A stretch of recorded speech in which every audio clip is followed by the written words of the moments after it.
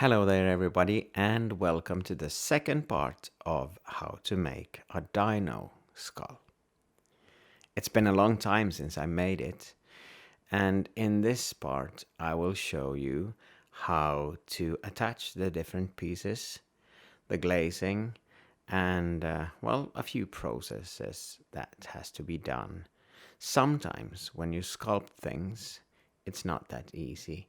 You might need to glue things together, like in this skull. If you want to see the first part, just look it up in my channel, how to make a dino skull. And this is just a short clip of how to make it. So in this part you will see the rest of the process, the glazing, the burning, and so on. So let's get into it. Hello there and welcome. Today it's finally time for me to glaze my dino skull. And you can see I also use these stains. This is just plain white that I put on before I did the first fire. The color I am going to use mostly is an ivory white. It looks really good on the test tile, but actually on this clay, this clay base is 1154. It's from Britain. Very nice to build with, but in my opinion it eats a little bit of the glaze, so sometimes it doesn't really come out the way it should. But in this case I think it's perfect because I don't want it to be plain white all the way through. It should look like it's something millions of years old. So let's start. The important thing when you glaze, always of course, is to get all the glaze ingredients to mix well. It should be not too thick, not too runny, and of course you need to know how much water to put in beforehand, but it should be like a little bit of thicker milk when you start. This time I'm going to use just brushes, so yeah, just follow me. Here we go. So let's speed up the whole thing a little bit. The brush I use is a big brush. It means it soaks up a lot of the glaze, and that's really good when you just use a brush. You get it even all over the place. Now this glaze, as I said, it doesn't really come out that great, not on this stoneware clay, but I like it anyway. So I try to cover up the whole piece, all of the teeth, and of course the whole skull, even on the inside, so it looks really, really good. So this is now the lower part, and I will of course do the same thing with the upper part afterwards. So I remove it, and the upper part is a little bit tricky because of the teeth. So I have to put it on a pillar to stand by itself. And of course, when I burn it, I have to think about how to glaze it. It has to stand on pillars, even in the kiln.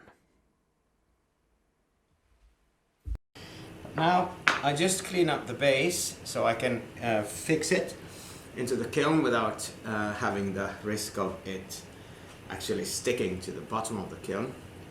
So I have to remove a little bit of the glaze and figure out how to burn this in the fire, the final fire. So exciting.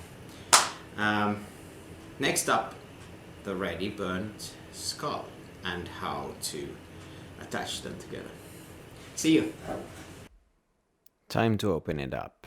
1250 degrees centigrade. Here it is. This is what it looks like, straight out of the kiln. I like it when it's not really white. This looks more like a fossil. And of course, if you are going to use your skull just as a piece standing somewhere, you can even use nail polish if you want more white on your teeth or something like that. So this is the upper part, and this is the lower part. Now I also have some blue tack that I put in two places because I'm a little bit afraid of hitting the teeth together, and they will of course maybe break. So this will give a little bit of a distance. So when I put the upper part on before the glue, I can actually measure it and see what it looks like. And now you can see it almost touches the teeth. So this is probably what I'm going to try to glue together now. I prepare as much as possible in forehand so that it's easy to glue it together. Okay, so now let's start mixing the glue. I will just put these aside for a while. I'll try not to stick the tape to anything like that. I have a piece of cardboard, and this is what I need. As you can see, 2 lines like that, and then I just mix them together. It's important that you mix it really well. I actually think I need a little bit more than this. Then I have about 15 minutes to work with this glue.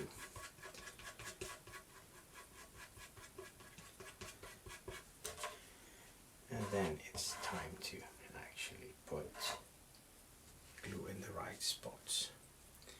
Might be a little bit hard to know exactly where to put it, but you have to guess a little bit, because sometimes this will not really touch all the place.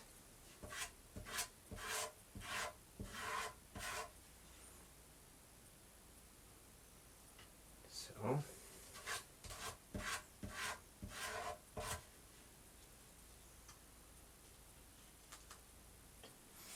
now let's see if this looks okay.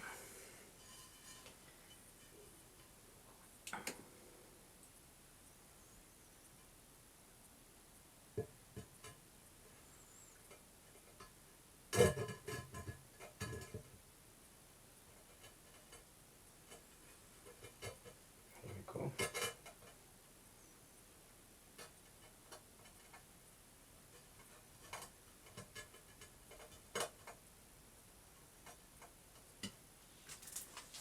Tape.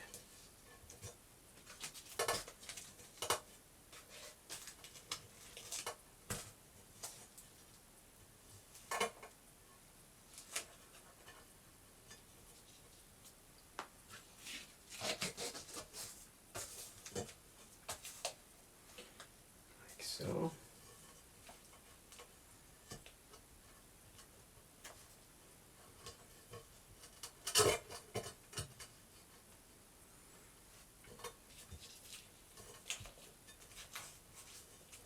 Two days have now passed, and as you can see, we have a new family member in the house, a small puppy, a poodle puppy. But it's not about the poodle right now. It's cute, but I have to do this. The tape goes off, and of course the blue tack, and the glue has actually stuck really well. So this skull is now going to look really good. Sometimes when you make sculptures, you might need glue or iron bars or other things to get it to stick together. I hope you enjoyed this video, and as I said, if you want to see how I made it, look up the first part in my channel.